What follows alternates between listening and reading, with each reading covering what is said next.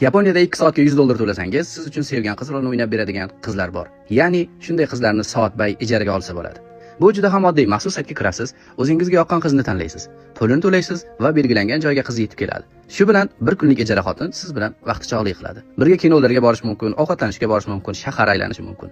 Faqat eng muhim joyi siz bilan chimaldiqqa kirmaydi. Kimnidir ijaraga olish g'alati tuyuladi, ammo bu oddiy egzotika emas. Bu zamonaviy yapon jamiyatidagi yolg'izlik, urbanizatsiya, mehnat bosimi va oiladagi rollarning parchalanishi bilan bog'liq murakkab sotsiologik fenomen hisoblanadi. Yaponiyada nafaqat jazmanni ijaraga olish mumkin, balki otasi yo'qlar uchun ijara ota ham olsa bo'ladi. U ijara ota bola bilan bir kunlik ota rolini o'ynab, bitiruv oqshomlariga ota sifatida qatnashib berish kabilarni qiladi.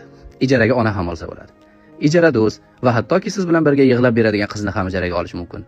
U qizga pulini to'laysiz, kelib dardingizni eshitib, sizga qo'shilib yig'laydi.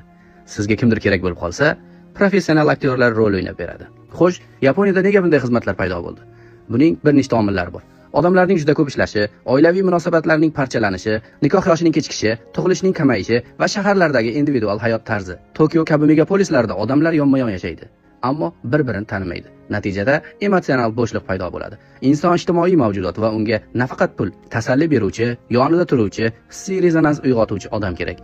Bu hodisani hingir-hingir kulib yoki masxara qilib tushunib bo'lmaydi. Bu zamonaviy dunyoning ogohlantiruvchi belgisi. Texnologiya rivojlandi, shaharlar boyidi, ammo insonning ichki ehtiyoji o'zgarmadi. Insonga mehr kerak, eshitilish kerak, yaqinlik kerak, tegishlilik hissi kerak. Agar jamiyat oilani, qo'shnichilikni, chin insoniy aloqalarni yo'qotsa, bo'shliqni bozor to'ldira boshlaydi. Natijada hamma narsa bozorda sotiladi. Mehr ham, oqibat ham, salom alik ham, hattoki hissiyotlar ham. Agarda biz ham rivojlanish tomon ketar ekanmiz, dinimiz, qadriyatlarimiz, mehr oqibatlarimiz, o'zbekchiligimiz bilan birga rivojlanishimiz lozim va lobud.